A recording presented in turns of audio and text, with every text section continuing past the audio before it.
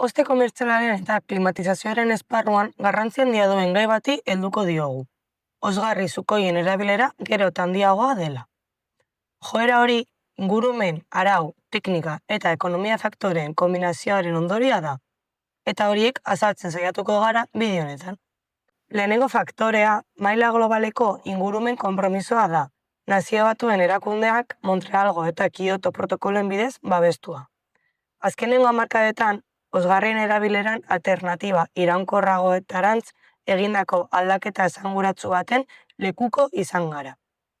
Testuinguru horretan, funtsezkoa dira osgarri sukoiak, hala nola, R280 osgarria propanoa dela, eta R600 osgarria, isobutanoa eta R32.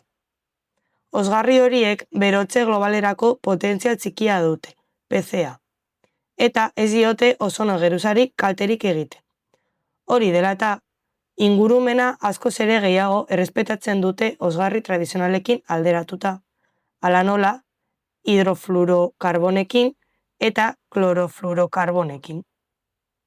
Gainera, Kigalik Montrealgo protokoloari egindako zuzenketak PCA handiko osgarriak pizkanaka murriztea bultzatu du. Arauketa horrek, osgarri sukoien moduko alternatiben erabilera sustatzen du, sektoren horien hartzea errazten duen arau esparru bat sortuz.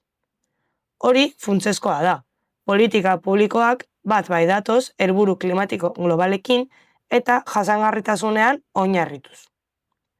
Nabarmendu nahi dugun bigarren faktore osgarri sukoien eraginkortasun energetiko handia da. Osgarri horiek ingurumenarekin lagunkoiak izateaz gain, errendimendu termodinamikoa bikaina dute. Horrek esan nahi du, osgarri sukoiak erabiltzen dituzten oste eta girotze sistemak eraginkorragoak direla energia kontsumoari dagokionez. Eraginkortasunaren hobekuntza horrek kontsumo elektriko txikiagoa dakar, eta hori bereziki garrantzitsua da sistemek etengabe funtzionatzen duten merkataritza aplikazioetan. Sistema eraginkorrago batek energia fakturaz murrizteaz gain, negozioaren karbono aztarna ere murrizten du. Eta, beraz, atmosferarako emisio kutsatzailea murrizten ditu. Berriro ere, egungo ingurumen konpromisoarekin lerrokatuz. Hirugarren alderdi bat nabarmendu behar da. Osgarri sukoien erabilgarritasun eta kostu txikia. Osgarri sintetiko batzuk garestiagoak eta erabilgarritasun mugatuagoak izan ohi dira, baina propanoa eta isobutanoa bezalako osgarriak merkeak dira eta erraz aurkitzen dira merkatuan. Horrek erraztu egiten du merkatu emergenteetan eta kostu faktore erabakigarria den aplikazioetan ezartzea. Adibidez, gastu operatiboak optimizatu nahi dituzten denda txikietan edo negozioetan, kostu txikiko osgarriak eskuratzeko aukera pizgarri garrantzitsua izan daiteke aldaketa egiteko. Azpimarratu beharreko laugarren faktorea bilakaera arau emaile eta teknikoa da. Arau esparruan sartuta, nazioarteko arauek bilakaera nabarmena izan dute osgarri sukoien erabilera segurua ahalbidetzeko. Besteak beste, IEC 60335-240 eta EN 378/2016 arauek karga mugak, aireztapen baldintzak eta suteen aurkako babes neurriak ezartzen dituzte, erabilera segurua izan dadin. Erregulazio horiek funtsezkoak dira arriskuak minimizatzeko, eta osgarri horiek maneiatzeko jarraibide argiak emateko. Gainera, osgarri sukoiak erabiltzen dituzten sistemak diseinatzeko, instalatzeko, mantentzeko eta ereizteko gida praktikoak garatu dira. AEFIT bezalako erakundeek eginak. Gida horiek praktika onenak ezartzen eta modu arduratsuan jokatzen laguntzen diete sektoreko profesionalei.